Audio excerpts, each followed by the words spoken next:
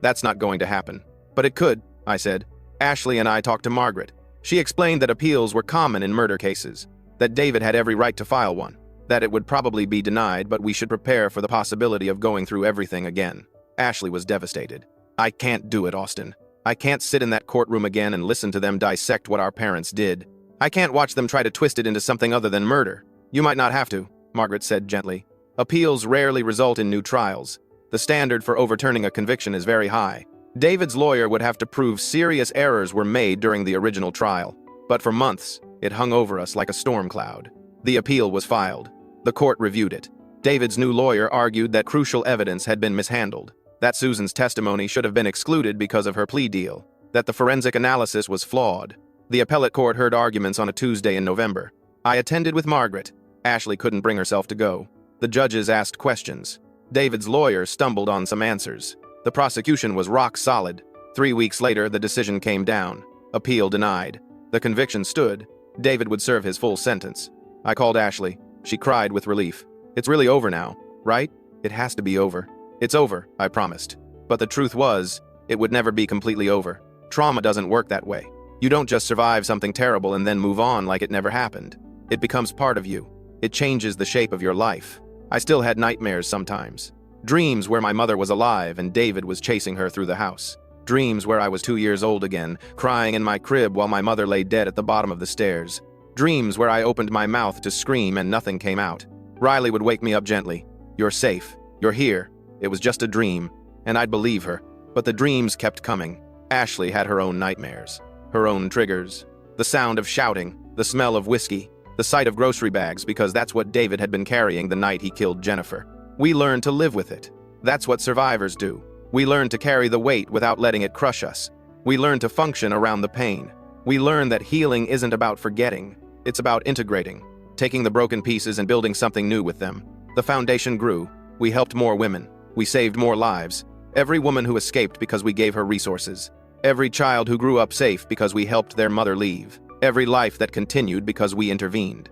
That was Jennifer's legacy. That was what came from her death. Ellie started asking more questions about Grandma Jennifer as she got older.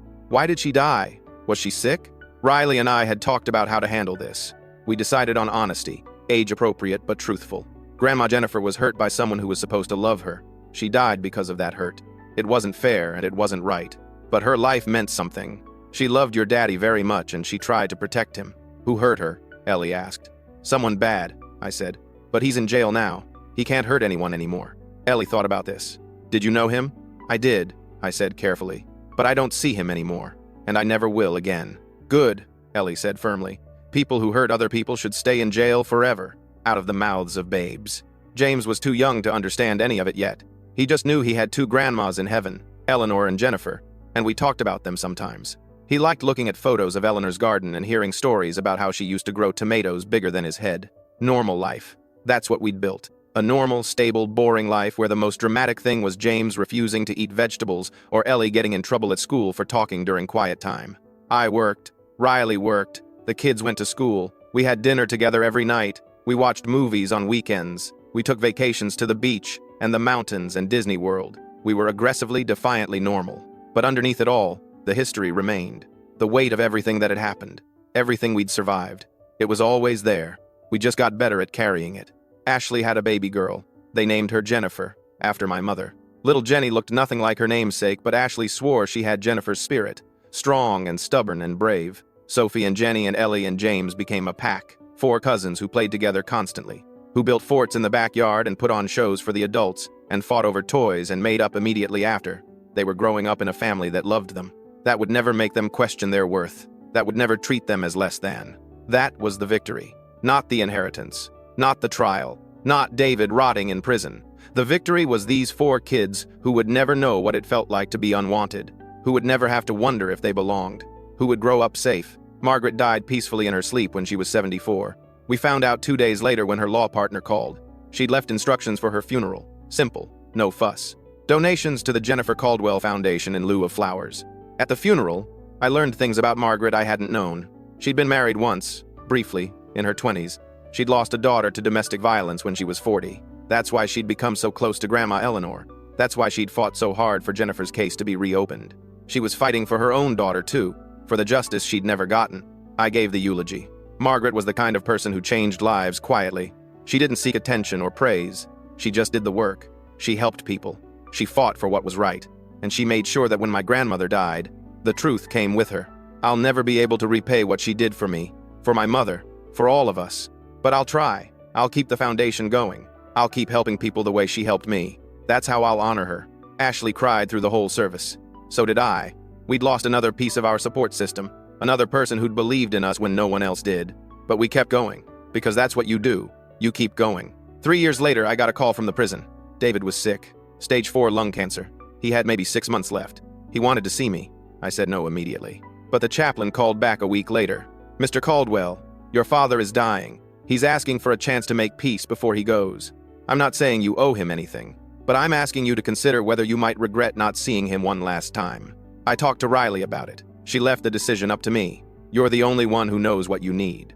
I talked to Ashley about it. She said absolutely not. He doesn't deserve your time or your forgiveness. I talked to Dr. Hammond about it. She asked what I thought I might gain or lose by going. What would it give you to see him? What would it cost you to refuse? I didn't know the answer. In the end, I went. Not for him, for me, because I needed to look at him one more time and confirm that he had no power over me anymore. That he was just a dying old man who'd made terrible choices and was facing the consequences. The prison escorted me to the infirmary. David was in a bed surrounded by machines. He'd lost at least 50 pounds. His skin was gray. He looked like a ghost. "Austin," he said when he saw me. His voice was weak. "You came. I'm here. That's all you get." He nodded. "That's fair." He coughed, a wet rattling sound. "I don't expect forgiveness. I don't deserve it. I just wanted to tell you one thing before I die." "What?" "I loved your mother," he said. "I really did, and I killed her anyway. That's the truth. I loved her, and I was so angry that she was leaving that I pushed her. I didn't mean for her to die. I just wanted her to stop talking about leaving, to stop saying she was taking you away from me. So I pushed her, and she fell, and she died. And I've spent every day since then knowing I destroyed the only person who ever really loved me." Tears were running down his face. I felt nothing. "I made myself into a monster," David continued. "I treated you like garbage because I hated that you looked like her, that you reminded me of what I'd done. Susan enabled it because she was afraid of me. Logan and Ashley went along with it because they didn't know any better. And your grandmother saw right through all of it. She knew what I was. She knew what I'd done. And she made sure you'd be okay after she was gone. She saved you when I tried to destroy you." He reached toward me with a shaking hand. "I'm sorry. I know it's not enough. I know it doesn't fix anything. But I'm sorry." I looked at his hand. "I didn't take it. You don't get to die with a clear conscience. You don't get to confess and feel better. You killed my mother. You stole my childhood. You're the reason Logan is dead. You're the reason Ashley struggles every single day. You did that. You chose that. And now you get to die knowing exactly what you are. A murderer, an abuser, a failure." David's hand dropped. His face crumpled. "You're right. You're absolutely right." I stood up to leave. Then I turned back. "One more thing. I have a family now. A wife and kids. They're never going to know you. They're never going to visit this prison or hear your excuses. You're nothing to them. Just a story about why we don't tolerate violence. Why we don't make excuses for abuse. Why we protect each other. That's your legacy. Being the example of what not to be." I walked out. I didn't look back. 3 months later, the prison called to tell me David had died. Did I want to claim the body? No, I said. Cremate him and dispose of the ashes. I don't care how. They did. Wherever David's ashes ended up, I never knew. I never asked. My stepchildren said they answer only to their biological parents. So, I changed the locks, canceled every privilege in my name, and told their father pickup was tonight. No one argued. I'm Tom, 35, and I've been married to Lisa for 18 months. She has 2 kids from her first marriage, Dylan, 17, and Sophia, 15. Their biological father lives about 40 minutes away and sees them maybe twice a month when he feels like showing up. When Lisa and I got together, I genuinely wanted to be the stepdad I never had growing up. My own father walked out when I was 12, so I knew what it felt like to need a father figure. I thought being a good stepdad meant being the yes man. Always supportive, always generous, always understanding. New school clothes, sure, no problem. Concert tickets for Sophia's favorite band. Of course. When Dylan wanted the latest gaming setup, I dropped $800 without blinking. When he crashed my car last month after staying out past curfew, I didn't even make him pay the $500 deductible. But respect, that was a completely different story. It started with small things. You're not our real dad. Became their go-to response whenever I asked them to do basic household tasks. When I'd ask Dylan to take out the trash, he'd say, I only listen to actual parents. When Sophia left dishes piled in the sink for days, she'd shrug and say, "My mom didn't tell me to clean them." Lisa would have talks with them about respect, and they'd apologize and behave for maybe a week. Then, we'd be right back to the same pattern. The breaking point came last Friday. I decided to leave work early to surprise Lisa with dinner plans for our anniversary weekend. I pulled into the driveway around 3:00 the afternoon and immediately knew something was wrong. There were cars I didn't recognize parked on our street, and I could hear music blasting from inside the house. I walked through my front door to find about 20 teenagers having a full-blown party in my living room. Red Solo cups everywhere. The coffee table pushed against the wall. Kids I'd never seen before eating food from my kitchen. My house was completely trashed. Broken lamp. Mysterious stains on my white couch. Empty bottles scattered everywhere. Dylan was in the center of it all, acting like the king of the castle. When he saw me, he didn't even look embarrassed, just annoyed that I'd shown up. "Party's over," I said loudly. "Everyone out now." The music stopped. Kids started grabbing their stuff and heading for the door, but Dylan didn't move. "Clean this mess up immediately." I told him once the house was empty. He actually laughed. "You can't tell me what to do. You're not my father. This is my house, Dylan. My couch that's ruined. My lamp that's broken." "No," Sophia interrupted, appearing from the kitchen. "It's Mom's house too. We live here. We only take orders from real family, not from some guy Mom married." That's when I noticed something that made my blood run cold. The door to my home office was wide open, and I always kept it locked. I walked over and immediately saw that my safe was open. My emergency cash envelope, the one where I'd been saving money for Lisa's surprise birthday trip to Hawaii, was completely empty. $2,000 gone. I turned around slowly. "Where's my money?" Dylan shrugged with this smug expression. "What money? I don't know what you're talking about." "Prove we took it," Sophia said with a smile that made me realize this wasn't just disrespect anymore. This was theft. I stood there staring at these two kids I'd been supporting for over a year. Kids who ate my groceries, used my electricity, lived under my roof, and had just robbed me blind while throwing a party in my house. Something inside me switched off. Not anger, just cold, clear understanding. I pulled out my phone and called a locksmith. "I need all my locks changed today. How soon can you be here?" Then I called their biological father. "David, it's Tom. Come get Dylan and Sophia tonight. Bring a truck because they need to take everything they own. They're not welcome in my house anymore." "What happened?" he asked. "Ask them. You have 2 hours." I hung up and turned to find Lisa standing in the doorway. She'd come home early. She looked at the destroyed living room, at her children, then at me with an expression I couldn't read. "Dylan, Sophia, go to your rooms." They didn't move. Now, they left reluctantly. Lisa waited until we heard their doors close. Then she walked to me slowly, reached into her purse, and pulled out papers. "I've known about the disrespect for months. I hired a private investigator last week." She dropped the folder on the ruined coffee table. "What I found out about what they've been doing wasn't just stealing from you." I picked up the folder with hands that weren't quite steady. The first page was a credit card statement. Not mine, not Lisa's. Dylan's name was on it. A card I'd never seen before with a $3,500 balance. The charges made my stomach turn. Online gambling sites, cash advances, liquor stores, all within the last 3 months. "Keep going," Lisa said quietly. The next page was worse. Screenshots of text messages between Dylan and his friends. Planning parties at our house. Coordinating when I'd be at work. They'd done this 5 times. 5 different parties while Lisa was working late shifts at the hospital and I was supposedly safely at the office. The stolen money wasn't a one-time thing. It was systematic. "He's been taking cash from my purse for months," Lisa said. I thought I was going crazy, misremembering how much I had. The investigator set up a hidden camera in our bedroom last week. She pulled out her phone and showed me a video. Dylan, walking into their bedroom like he owned it, going straight to Lisa's dresser, taking bills from her wallet. The date stamp showed Tuesday, 3 days ago. "There's more," Lisa said, and her voice finally cracked. The investigator had followed Dylan and Sophia to places they told us they weren't going. Dylan wasn't at basketball practice last Thursday. He was at a house party 2 towns over where police broke up a fight and found drugs. 3 kids were arrested. Dylan left 10 minutes before the cops arrived. Pure luck he wasn't caught. Sophia's pages were different, but just as bad. She'd been cutting school with her boyfriend. The one 9-year-old boyfriend neither of us knew existed. The one who'd been driving her around in a car registered to someone with a criminal record for assault. The investigator had photos of them together. Of Sophia getting into his car after saying she was going to study group. "I've been making excuses for them for years," Lisa said, "telling myself it was the divorce, that they needed time, that we just needed to be more understanding." She looked at me with red eyes. "I've let them disrespect you because I was afraid if I chose you over them, I'd lose them. But I already lost them. They're not who I raised them to be. Or maybe they're exactly who I raised them to be by never holding them accountable." I heard a car door slam outside. David had made good time. I already told him everything, Lisa said. Sent him the investigator's report this morning. He tried to make excuses. Blame me for being too strict. Blame you for being a bad influence. Then I told him if he didn't come get them tonight, I was calling the police about the theft and showing the gambling records to the judge to modify our custody agreement. The doorbell rang. Lisa answered it.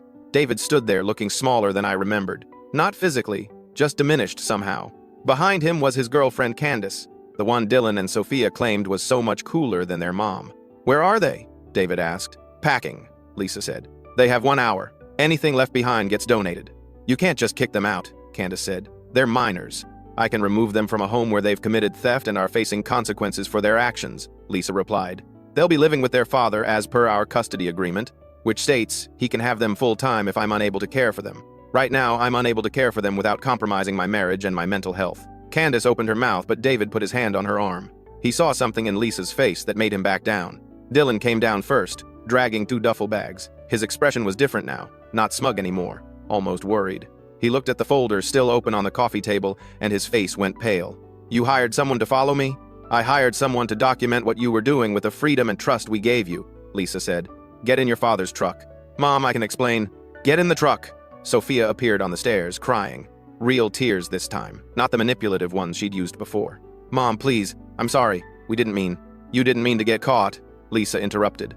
That's different from being sorry. You've had 18 months to be sorry, to change, to show even basic respect to Tom, who's never been anything but kind to you, who paid for your clothes and your food and your activities and asked for nothing in return except basic human decency. We'll do better, Dylan said. We promise.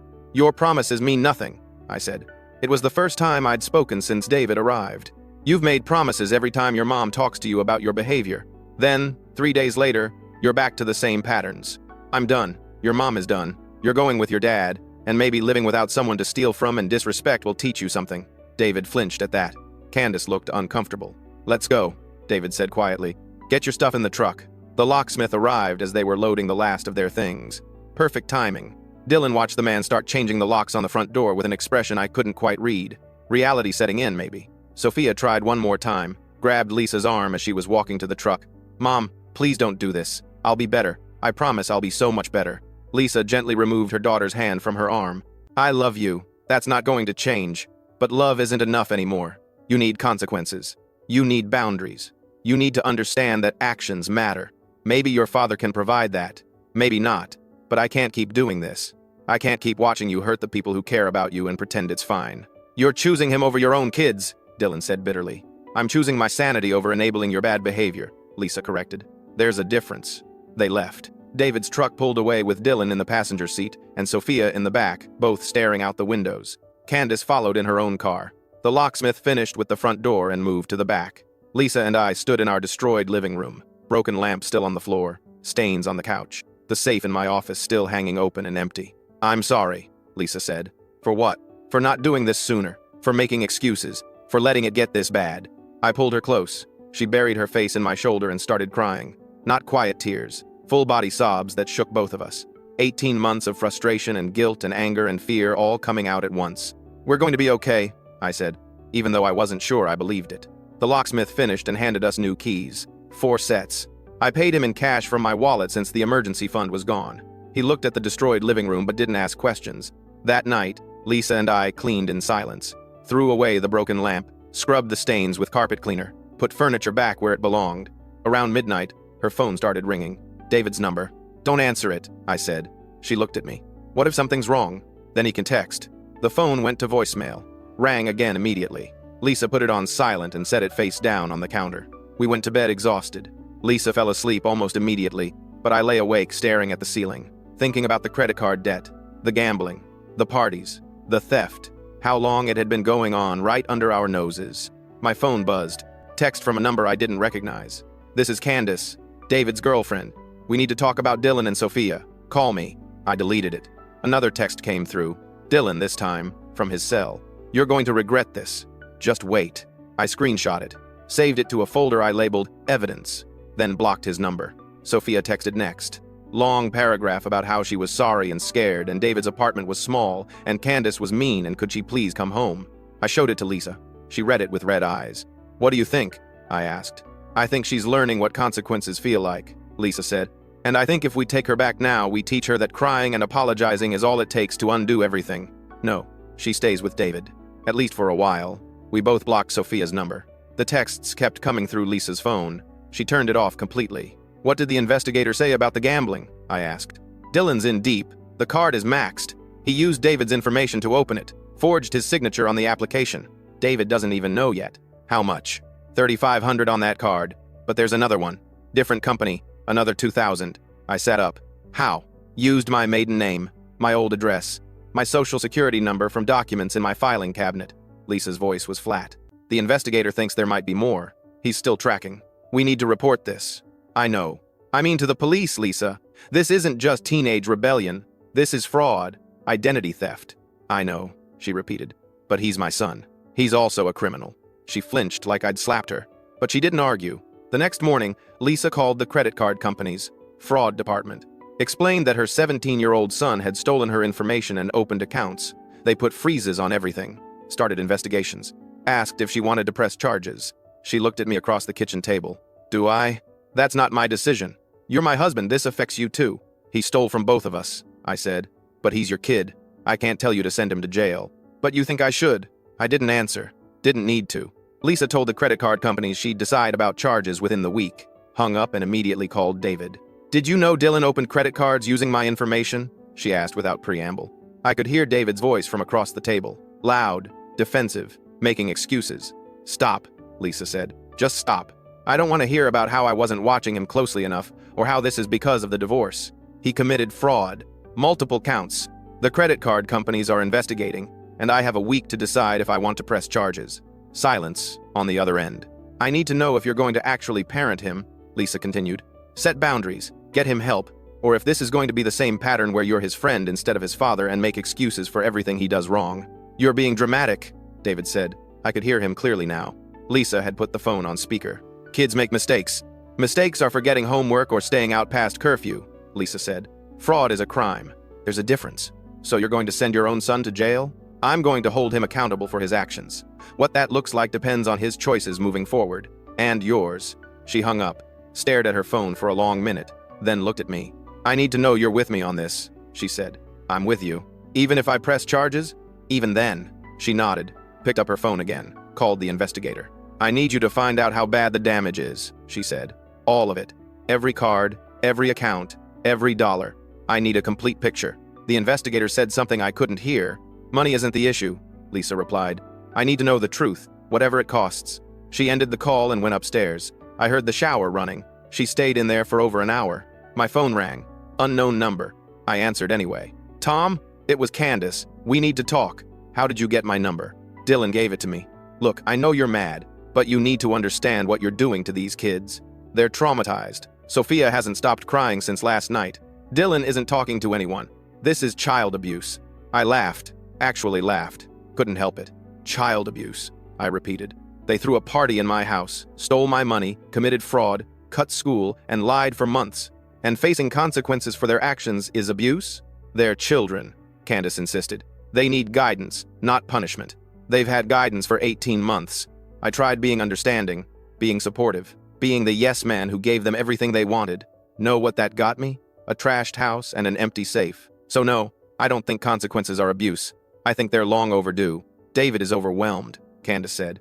He works full-time. I work full-time. We can't watch them every second. They need to be with their mother. Their mother made her choice. Then you're both terrible parents. I'm not their parent, I said. Remember? They made that very clear. I'm just some guy their mom married, which means I have zero obligation to house them, feed them, or tolerate their disrespect. They wanted to only answer to their biological parents? Great. They got their wish. I hung up. Blocked that number too. Lisa came downstairs an hour later, dressed for work. She'd called in yesterday, but today she had a shift she couldn't miss. Pediatric ICU nurse. Sick kids didn't wait for family drama. You okay? I asked. No, but I will be. She kissed me, quick and firm. Don't answer the door if David shows up. Wasn't planning on it. She left. I called my own job, took a personal day, spent the morning documenting everything, took photos of the damage to the house, made copies of the investigator's report, compiled all the texts and calls from Dylan, Sophia, David, and Candace into a single file. Around noon, David's truck pulled into the driveway. I watched through the window. He got out, looked at the door, saw the new locks, tried his key anyway. When it didn't work, he rang the doorbell. I didn't answer. He rang it again, then knocked, then pounded. "Tom, I know you're in there. Your car is in the driveway. Open the door. We need to talk about this." I stayed quiet. He couldn't get in. That's all that mattered. After 10 minutes of knocking and yelling, he gave up. Got back in his truck, but he didn't leave. Just sat there in my driveway with the engine running. I called the non-emergency police line. "There's a man parked in my driveway refusing to leave," I said. "I've asked him to go. He won't." The dispatcher asked for details. I explained about the stepkids, the theft, them moving out, David now harassing us. "Is he threatening you?" "Not directly, but he's refusing to leave my property after being asked. And given that his son stole from me yesterday, I'd rather not have a confrontation." A patrol car arrived 20 minutes later. I watched from the window as the officer talked to David, saw David gesturing at the house, getting animated. The officer said something that made David's shoulders slump. David left. The officer came to the door. I answered. "Sir," I explained to Mr. He checked his notepad. "David Brenner that he needs to stay off your property unless invited. He's upset about his children being removed from the home. I've documented this call. If he comes back without permission, call us immediately and we can pursue trespassing charges. Thank you." The dispatcher mentioned theft. "Have you filed a report?" "Not yet. Still gathering documentation." "Sooner is better than later," the officer said, "particularly with juveniles involved. Creates a paper trail if things escalate." He left. I made coffee and sat down to finish my documentation. Around 3, Lisa called. "David showed up at the hospital," she said. "Security had to remove him." "What did he want?" "To convince me to take the kids back. When I said no, he started yelling about how I abandoned them, how I'm a terrible mother, how he's going to take me back to court for full custody. Let him try." "Tom, I'm scared." Her voice cracked. "What if the court sides with him? What if they say I'm unfit because I kicked them out?" "You didn't kick them out. You moved them to their father's house per your custody agreement after they committed crimes in your home. That's not abandonment. That's appropriate parenting. What if they don't see it that way? Then we get a lawyer and show them the evidence. The investigators report, the credit card fraud, the parties, everything." She was quiet for a moment. Okay, you're right. When are you home?" 2 hours. I'm leaving now. Drive safe." I spent those 2 hours calling lawyers, family law attorneys in our area. The first 3 couldn't take us on short notice. The fourth, a woman named Patricia Vance, listened to my summary and asked me to come in tomorrow morning. "Bring everything," she said. "Every document, every text, every photo. I need to see the full picture." "How much is this going to cost?" "My retainer is $5,000. But based on what you're telling me, this is a solid case. The kids committed crimes. You're not denying access, just requiring they live primarily with their father." Lisa's well within her rights. I gave her my credit card information over the phone. She'd have paperwork ready for tomorrow. Lisa came home exhausted. We ordered takeout and ate in silence in front of the TV. Around 8, her phone rang. David again. She answered on speaker. "What?" "Dylan's in the hospital," David said. Lisa stood up so fast her plate crashed to the floor. "What happened?" "He tried to hurt himself, cut his wrists in the bathroom. Candace found him. We're at County General." "I'm coming," Lisa said, already grabbing her keys. "Lisa," I said carefully. "Wait." She looked at me like I'd suggested she abandon her child. "Just wait. 1 minute." I turned to the phone. "David, how bad is it?" "Bad enough," he said. "They're admitting him for psych eval. So he's stable. For now. Then Lisa doesn't need to rush down there. She's been working all day. She's exhausted. She'll come tomorrow during visiting hours." "Her son tried to kill himself and you're telling her not to come?" David's voice rose. "What kind of man are you? The kind who remembers that Dylan is manipulative and has used suicide threats before when he doesn't get his way." I looked at Lisa. "Remember sophomore year? When you told him he couldn't go to that concert?" Lisa's face went pale. "He texted me saying he wanted to die. I raced home from work, found him playing video games in his room." "Exactly. This could be real. Or it could be another manipulation. Either way, the hospital has him. He's safe. You going down there exhausted and emotional doesn't help anyone." "He's my son," Lisa said. "I know. And tomorrow during visiting hours, we'll both go. Together. But right now you need to take care of yourself first."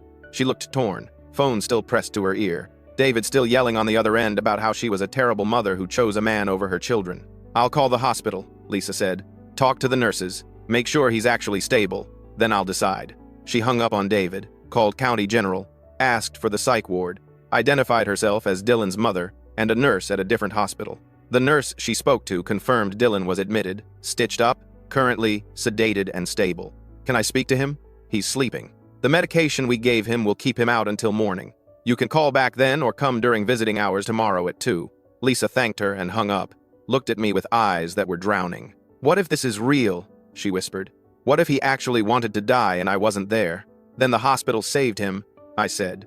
And tomorrow we'll figure out what's real and what's not. But Lisa, you can't let this manipulate you into undoing everything. Dylan knows your weak spot. He's pressing it. He's 17 and in a hospital bed because of choices he made, actions he took, consequences he's facing. I pulled her close. I know this is hard, but you can't save him by destroying yourself. Or us. She cried into my shirt for 20 minutes, then pulled away, wiped her eyes, and nodded. You're right. I know you're right. It just feels wrong. Being a parent means making wrong-feeling choices that are actually right, I said. At least that's what my mom used to say. We went to bed early. Lisa took something to help her sleep. I lay awake, listening to her breathe and wondering if I'd just made everything worse. My phone buzzed at 2 in the morning. Text from another unknown number. This is Sophia. Please tell Mom that Dylan's okay. They're keeping him for 3 days. Dad won't let me see him. I'm scared. I screenshot it, added it to the evidence folder. Didn't respond. Another text came through. Please. I know you hate us, but I'm scared. I responded this time. I don't hate you. But your mother needs rest. I'll tell her in the morning. Dylan's safe. The hospital is taking care of him. Try to sleep. I can't sleep. Dad and Candace are fighting. She doesn't want us here. She keeps saying we're ruining everything. That's between them. Not your problem. Everything is my problem. This is all my fault. If we'd been better, none of this would have happened. I stared at that message for a long time. Part of me wanted to agree. To say yes, if you'd been better, we wouldn't be here. But she was 15. Scared. Watching her brother in a hospital and her family imploding. You made bad choices, I typed. But bad choices don't make you a bad person. You can learn from this. Be better. But that starts with taking responsibility. Not blaming others. Not making excuses. Owning what you did and deciding to change. 3 dots appeared. Disappeared. Appeared again. I'm sorry, she wrote. For everything. I know you don't believe me, but I am. Show me through actions. Not words. No response after that. I set my phone down and finally fell asleep around 4. Lisa woke me at 7. She'd already showered and dressed. Made coffee. Looked determined in a way I hadn't seen before. I called the hospital, she said. Dylan's awake. Asking for me. We're going at 2 during visiting hours. Together. But first, we're meeting with Patricia. The lawyer's office was downtown. Small but professional. Patricia was maybe 50. Gray hair pulled back, sharp eyes that missed nothing. She listened to our story without interrupting. Looked through every document we brought. Took notes on a yellow legal pad. This is clear cut, she said when we finished. The children committed crimes. You documented everything. You didn't deny access. Just required they live with their father. Unless David can prove abuse or neglect, which he can't. Lisa's within her rights. If he takes you to court, we show the judge this. She tapped the investigator's report. No judge will fault a parent for protecting themselves from theft and fraud. What about Dylan being in the hospital? Lisa asked. Did you cause his mental health crisis? No. Did you deny him medical care? No. Then it's not relevant. Teenagers in difficult situations sometimes harm themselves. That's tragic. But it doesn't mean the parents caused it by setting boundaries. In fact, I'd argue the lack of boundaries contributed to his issues. Patricia leaned forward. Here's what I recommend. You visit Dylan today. You're supportive but firm. You don't apologize for your choices. You don't promise to take him back. You tell him you love him and that he's getting help. Then you leave. You document the visit. You continue with the fraud investigation. And if David files for custody modification, we're ready. How much is this going to cost?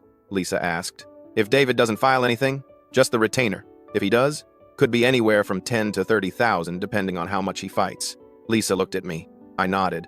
Do it, she said. Whatever it takes. We left the lawyer's office and grabbed lunch. Neither of us ate much. At 1:30, we headed to County General. The psych ward was on the 4th floor. Locked doors. Intercom system. We had to show ID and explain our relationship to Dylan before they'd let us in. A nurse escorted us to a common room. Dylan sat at a table by himself, wrists bandaged, wearing hospital scrubs. He looked small, vulnerable. Nothing like the smug teenager who'd laughed at me 3 days ago. He saw Lisa and burst into tears. She hesitated, just for a second, then went to him and pulled him into a hug. He sobbed into her shoulder like a little kid. I stayed by the door, watching, waiting to see if this was real or another performance. I'm sorry, Dylan kept saying. I'm so sorry, Mom. I didn't mean it. I was just so scared. Scared of what? Lisa asked, pulling back to look at him. Of everything. Of Dad's place. Of Candace. Of losing you. Of being a screw-up. His voice cracked.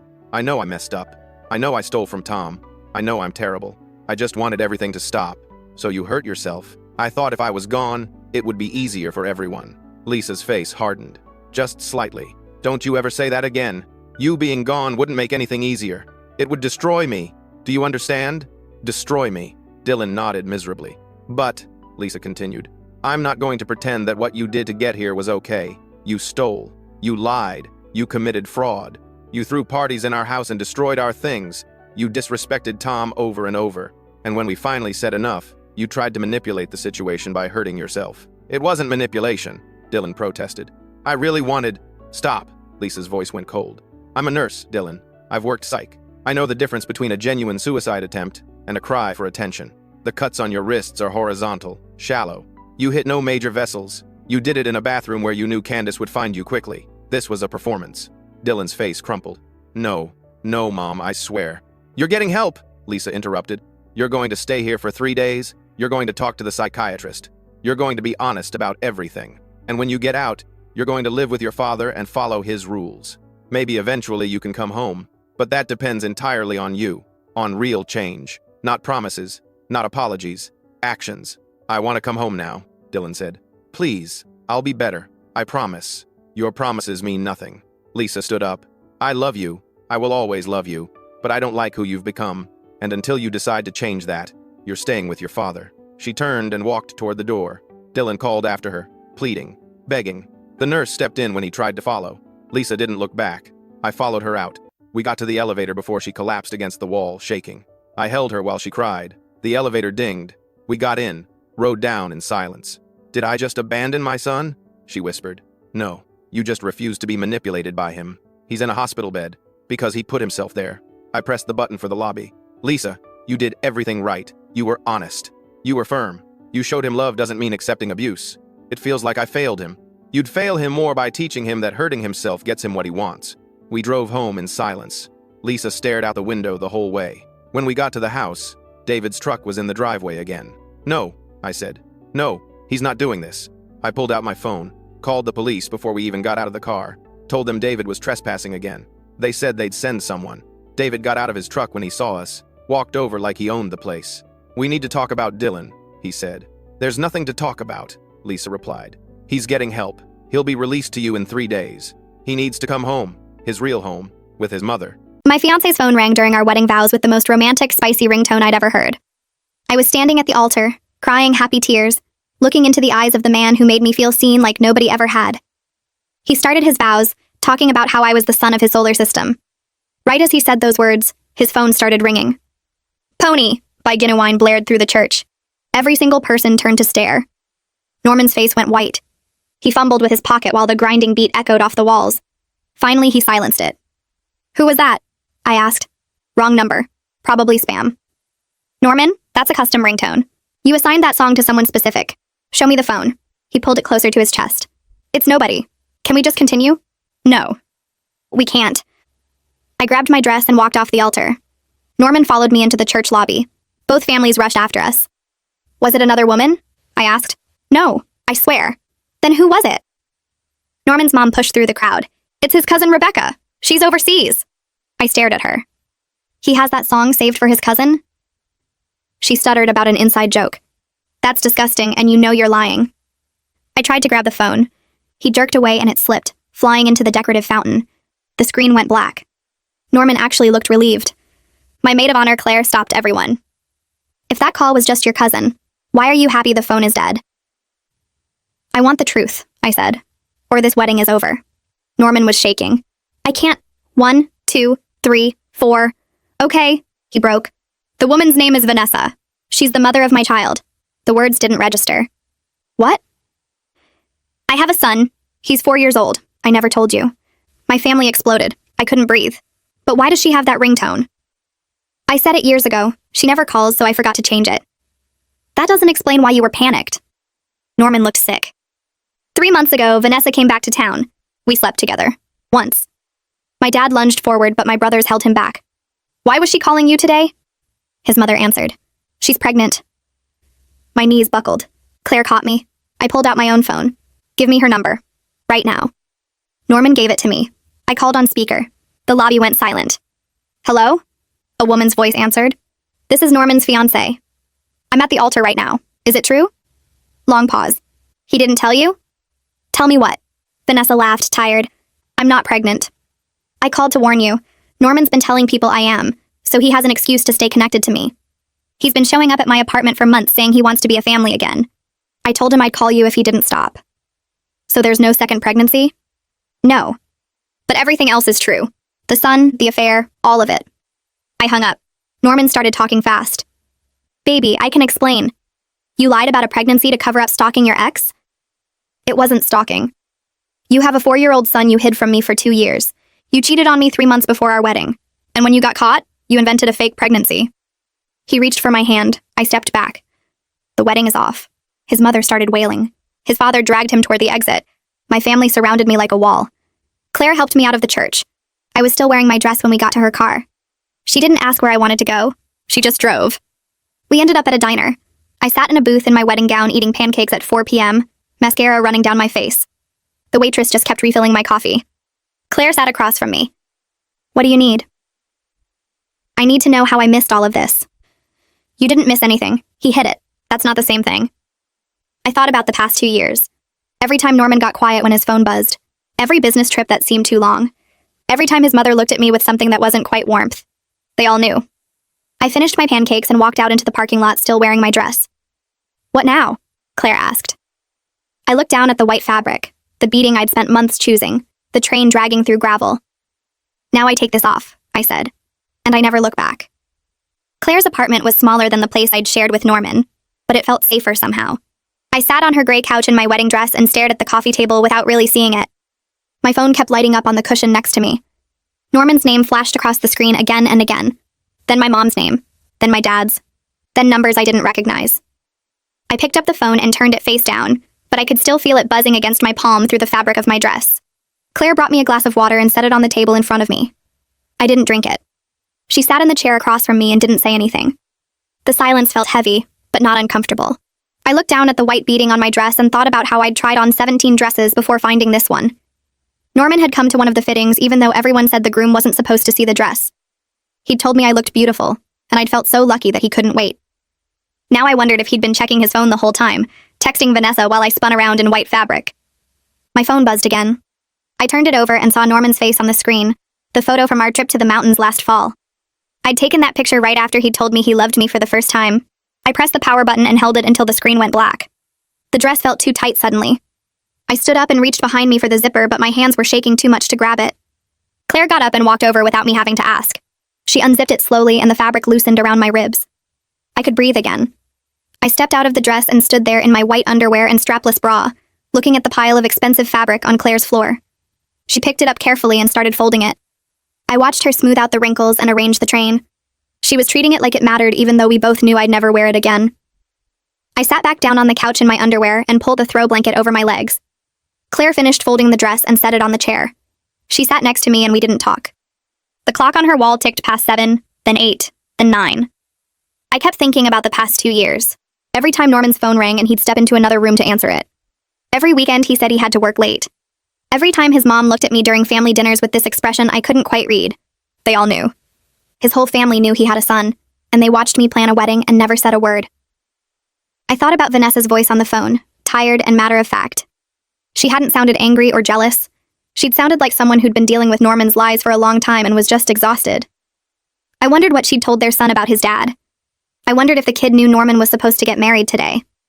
The thought made my stomach hurt. Claire got up around midnight and came back with sweatpants and a t-shirt. I put them on and the dress stayed folded on the chair like a ghost. We sat on the couch and Claire asked me if I wanted to talk about it. I started going through everything in my head out loud. The business trip to Chicago that lasted 5 days when it should have been 3. The time I'd surprised Norman at his office and he'd seemed annoyed instead of happy. The way he always kept his phone face down on tables. The random Tuesday nights he said he had to help his brother move furniture or fix his dad's car. I'd believed all of it because why wouldn't I? People don't lie about helping their family. Except Norman did lie about his family. He lied about having a son. He lied about sleeping with Vanessa. He lied about her being pregnant. He'd probably lied about 100 other things I hadn't even figured out yet. Claire listened and didn't try to make me feel better with fake comfort. She just let me talk.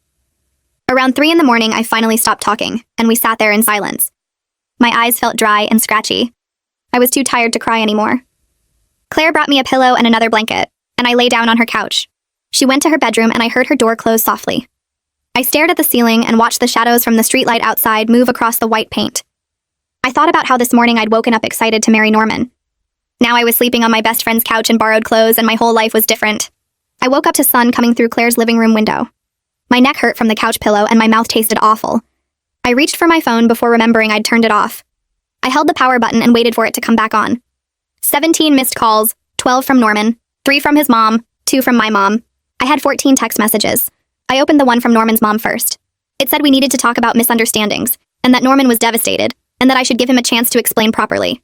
I deleted it. Norman's texts were long paragraphs about how sorry he was, and how he never meant to hurt me, and how we could work through this if I just gave him a chance. I didn't read all of them. I heard Claire moving around in her bedroom, and then she came out wearing her robe. She looked at my face and asked if I'd checked my phone. I nodded. She went to the kitchen and started making coffee without saying anything else. The smell filled the apartment and reminded me of Sunday mornings with Norman. We used to make breakfast together and read the news on our phones, and it had felt so normal and comfortable. Now I couldn't tell which parts of that had been real and which parts had been Norman playing a role. Claire brought me coffee in the blue mug she always used for guests. I wrapped my hands around it and felt the warmth. She sat in the chair with her own mug and told me I didn't owe anyone explanations right now. I knew she was right, but I also knew I couldn't hide at her apartment forever. Eventually, I'd have to deal with the wedding vendors and the apartment I shared with Norman, and all the practical pieces of a life I'd been building with someone who didn't exist. My phone rang and my dad's name showed up on the screen. I answered it and he asked where I was. I told him I was at Claire's. He said he and my mom were coming over. I said okay, and hung up. 20 minutes later, they were knocking on Claire's door. My mom hugged me so hard I couldn't breathe, and my dad stood behind her looking like he wanted to punch something. Claire let them in and made more coffee. We all sat in her small living room, and my parents told me that Norman's family had tried calling them last night. His dad had left a voicemail saying there had been a terrible misunderstanding, and that Norman loved me and wanted to make things right. My mom said she'd called back and told them there was no misunderstanding. Norman had lied and cheated and hidden a child. Those were facts, not misunderstandings. My dad said Norman's dad had tried to argue that Norman had been planning to tell me about his son after the wedding. My dad had hung up on him. I felt grateful that my parents were angry on my behalf because I was too tired to be angry anymore. I just felt empty. My mom asked what I needed and I didn't know how to answer. I needed the past 2 years to be different. I needed Norman to not be a liar. I needed to not feel this stupid for missing all the signs. But I couldn't say any of that, so I just shrugged. My brothers showed up an hour later with garbage bags full of my stuff. They'd gone to the church and collected everything from the bridal room, and then they'd gone to the apartment while Norman was out. My oldest brother set the bags down in Claire's entryway and told me they'd grabbed clothes and my laptop and some other things. He said Norman had come home while they were there, but they'd finished packing and left without talking to him. My middle brother said it had taken everything in him not to say something. I thanked them and they both hugged me. My youngest brother asked if I needed them to do anything else. I told them no. They left after making me promise to call if I needed anything. I looked at the garbage bags full of my life and felt overwhelmed. Claire helped me drag them into her bedroom and we started going through them. My brothers had grabbed things randomly. 3 pairs of shoes, but not the ones I wore most. 5 t-shirts, but none of my jeans. My laptop, but not the charger. I pulled out a framed photo of me and Norman from last Christmas and stared at it. We looked so happy. I set it face down on Claire's dresser and kept unpacking. By afternoon, I knew I had to start dealing with the practical mess. I found a notebook in one of the bags and sat at Claire's kitchen table. I started writing down everything that needed to be canceled or dealt with. The venue, the caterer, the photographer, the florist, the honeymoon flights and hotel, the apartment lease that was in both our names, the joint bank account we'd opened for wedding expenses. The list kept getting longer and I felt my chest getting tight. Each item represented something I'd planned and looked forward to. The venue where we were supposed to have our reception. The flowers I'd spent hours choosing. The honeymoon in Italy that Norman had suggested because he knew I'd always wanted to go. Every single thing on the list was a piece of the future I'd thought I had. I got to the bottom of the page and added one more item. Wedding dress alterations I'd already paid for. I'd never need the final fitting now. I put the pen down and put my head in my hands. Claire came over and looked at the list. She didn't say anything for a minute. Then she suggested I call the wedding planner first. Valeria could help coordinate with all the vendors. I didn't have to make every call myself. I looked up at Claire and felt a rush of gratitude. I'd been so focused on the list that I'd forgotten I'd hired someone specifically to handle wedding logistics. I found Valeria's number in my phone and called before I could talk myself out of it. She answered on the second ring and said my name like a question. I told her the wedding was canceled and I needed help dealing with the vendors. There was a pause and then her voice came back softer. She said she'd heard what happened. One of the guests had called her yesterday to ask about getting their gift back. Valeria said she was so sorry and she wanted to help however she could. I felt my throat get tight, but I didn't cry. I told her about the list and asked if she could handle contacting everyone. She said most vendors had cancellation policies in their contracts. Some deposits would be lost, but she'd do her best to minimize the damage. She asked if I could write a brief statement she could share with the vendors so she didn't have to explain the details over and over. I said yes and thanked her. She told me to send the statement whenever I was ready, and that she'd start reaching out to vendors this week. We hung up and I felt a tiny bit of the weight lift. At least I wouldn't have to call the florist and explain that my fiancé had a secret child and a side relationship. Valeria could just say the wedding was canceled due to personal circumstances and leave it at that. That evening, I was sitting on Claire's couch trying to write the statement for vendors when the intercom buzzed. Claire got up to answer it and I heard Norman's voice through the speaker. He was asking to talk to me. Begging, really. His voice sounded desperate and I felt nothing. Claire told him to leave. He kept talking, saying things had gotten out of hand and he just needed 5 minutes to explain. Claire said if he didn't leave, she was calling the police. I heard him say my name through the speaker, pleading. Claire pressed the button to end the call and came back to the couch. She asked if I was okay. I nodded. I pulled out my phone and looked at Norman's texts again. He'd sent 6 more since this morning. All of them were variations of the same thing. He was sorry. He loved me. He wanted to fix this. He never meant for things to go this far. I read them all and felt that same emptiness. No anger, no sadness, just nothing. I opened a new message and typed that we would communicate only through email about practical matters like the apartment and our shared belongings. I hit send and put my phone down. 30 seconds later, it rang. Norman's face filled the screen. He was calling instead of respecting the boundary I'd just set. I stared at his photo for 3 rings. Then I blocked his number. The phone stopped ringing. I felt a small surge of something that might have been power. It wasn't much, but it was the first time since yesterday that I'd made a choice that was entirely mine. The next morning, my phone rang while I was still in bed at Claire's place. The screen showed a number I didn't recognize. I almost didn't answer, but something made me pick up. A woman's voice introduced herself as the venue manager. She said Valeria had contacted her about the cancellation, but she wanted to reach out personally. I sat up and waited for whatever bad news was coming. She explained they couldn't refund the deposit because the contract was clear about cancellations within 2 weeks of the event. My stomach dropped. Then she said they were willing to apply the full amount to a future event if I wanted to reschedule within a year. I actually laughed out loud. The sound came out harsh and bitter. She went quiet on the other end. I told her I appreciated the offer, but I wouldn't be getting married there or anywhere else anytime soon. She said she understood and that she was sorry about what happened. I thanked her and hung up. The idea that I'd ever want to walk back into that venue made me feel sick. I spent the rest of the morning trying to figure out what I actually owed and what I could get back. Claire made coffee and sat with me while I went through every contract and receipt. The numbers kept getting bigger. I called my cousin Nadia around noon. She's a lawyer who specializes in contracts. She said she could meet me that afternoon. I got dressed in actual clothes for the first time in days and took the bus to her office downtown. Nadia's assistant showed me to a conference room with big windows overlooking the city. Nadia came in a few minutes later carrying a legal pad. She hugged me first and then sat down across from me. I handed her the folder with all my wedding contracts. She put on her reading glasses and started going through each document. I watched her face for any sign of good news. She took notes and made small sounds while she read. After 20 minutes, she looked up and said most of the vendors had solid cancellation clauses. I was probably out about $15,000 in deposits that were clearly marked as non-refundable. The number hit me like a punch. $15,000 gone because Norman couldn't tell the truth. I felt physically sick. Nadia reached across the table and squeezed my hand. She asked if I wanted to pursue any legal action against Norman.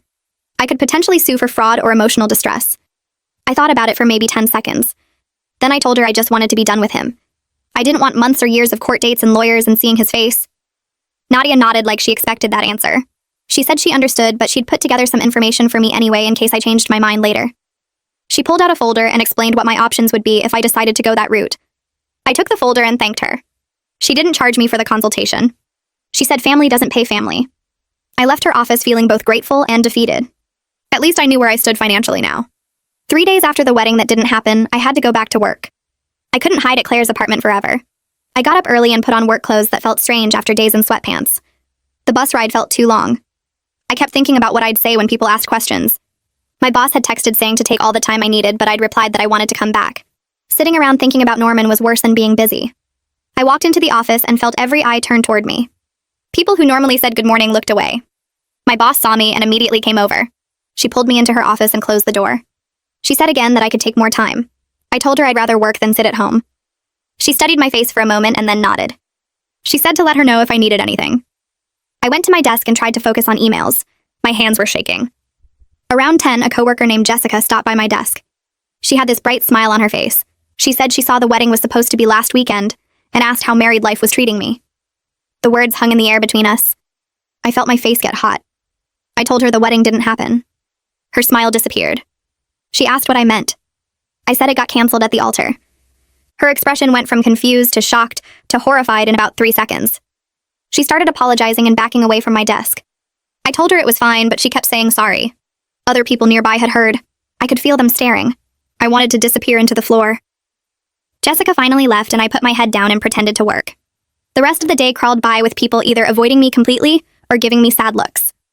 I'd never been so happy to leave work in my life. That evening, I was scrolling through social media when a message popped up from someone named Milo. The name seemed familiar. I clicked on his profile and recognized him from pictures with Norman in college.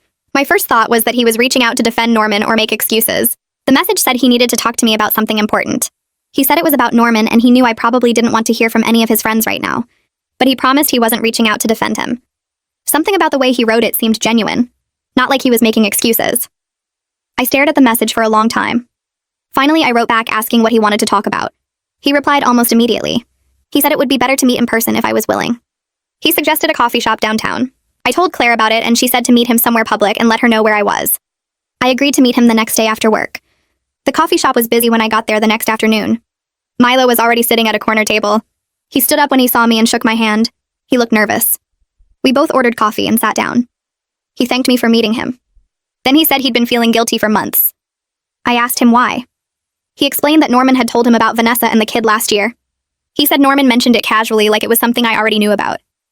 Milo had even asked Norman once how I felt about the whole situation with his son. Norman told him I was fine with it, and we were working on integrating his kid into our lives. Milo believed him. He said he only realized a few days ago that I'd had no idea. One of Norman's other friends had mentioned how shocked I must have been to find out at the altar. That's when Milo understood that Norman had been lying to everyone about what I knew. He looked miserable telling me this. Milo kept talking. He said Norman used to talk about me and Vanessa in this weird way.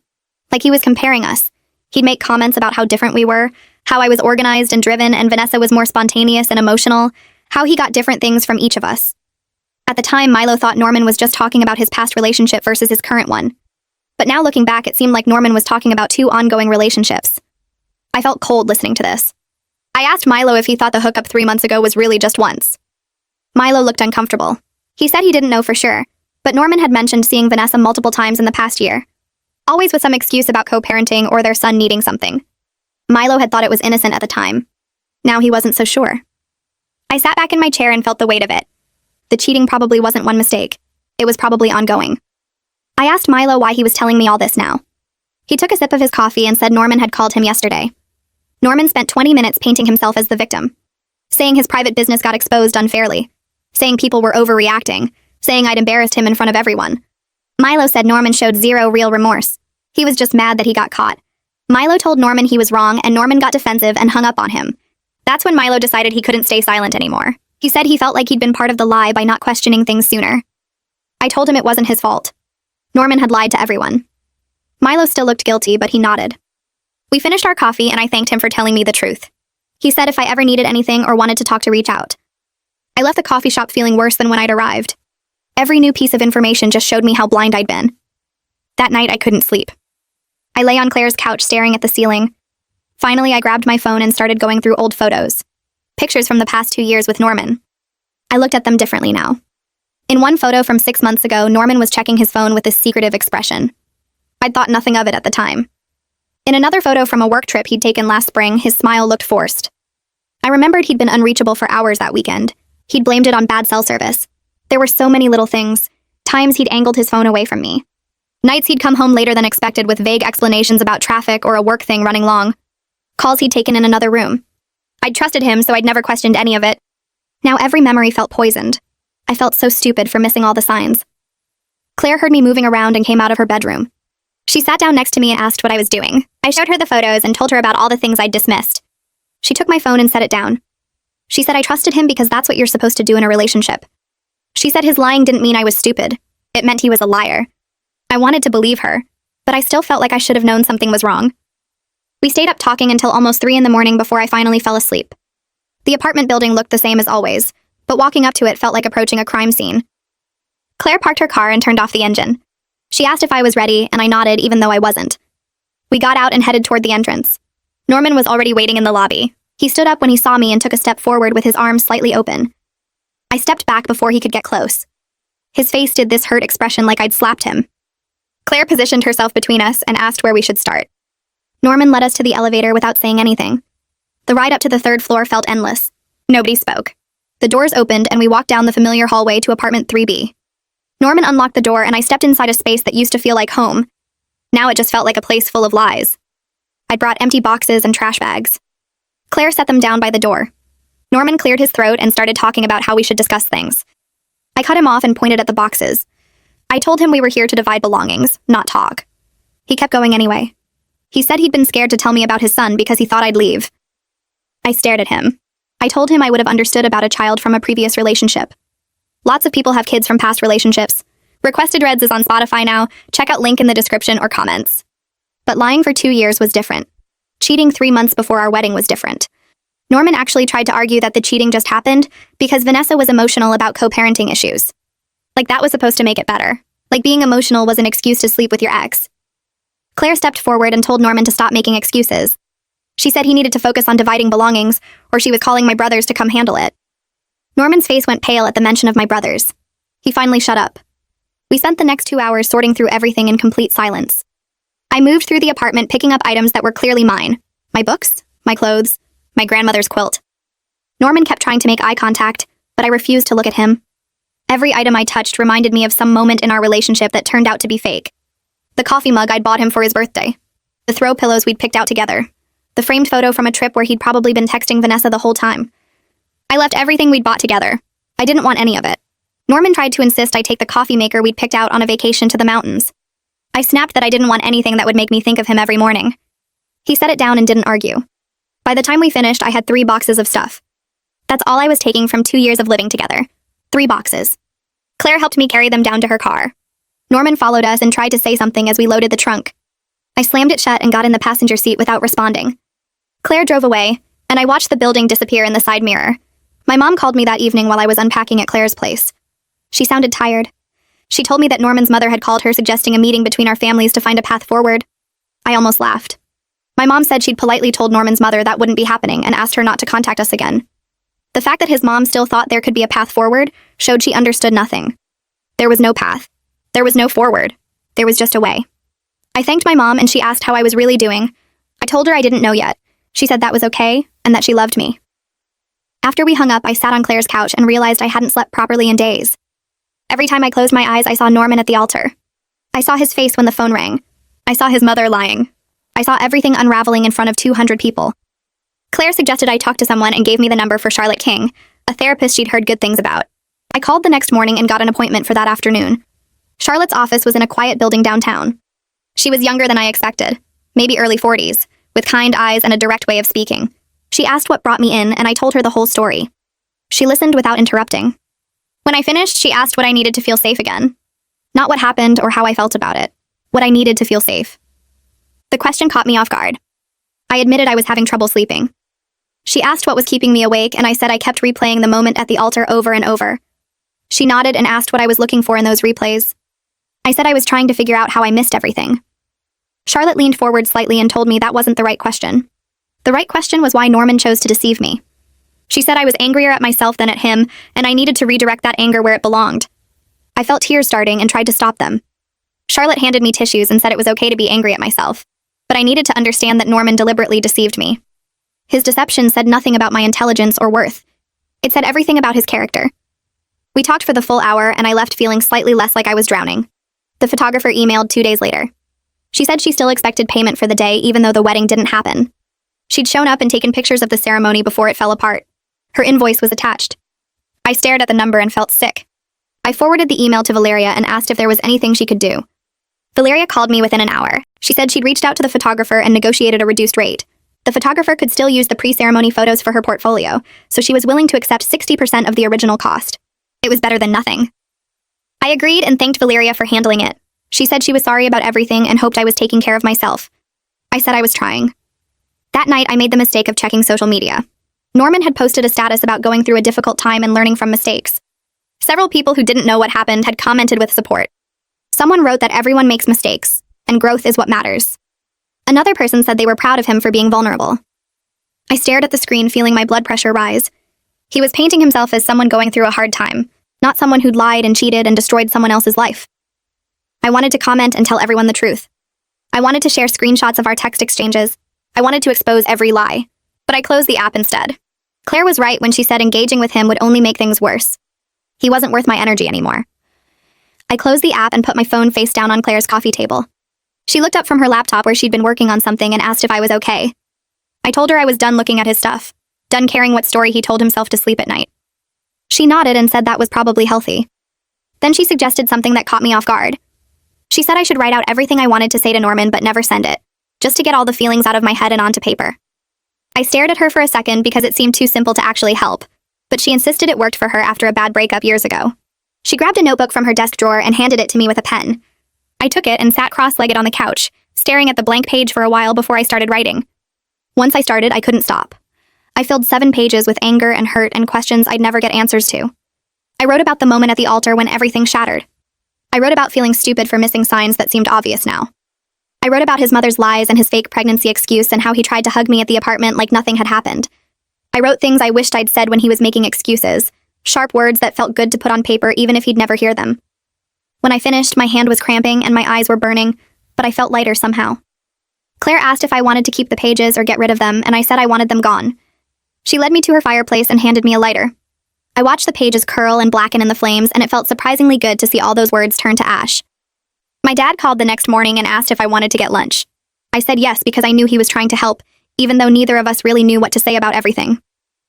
We met at a sandwich place near his office, and he looked tired when he sat down across from me.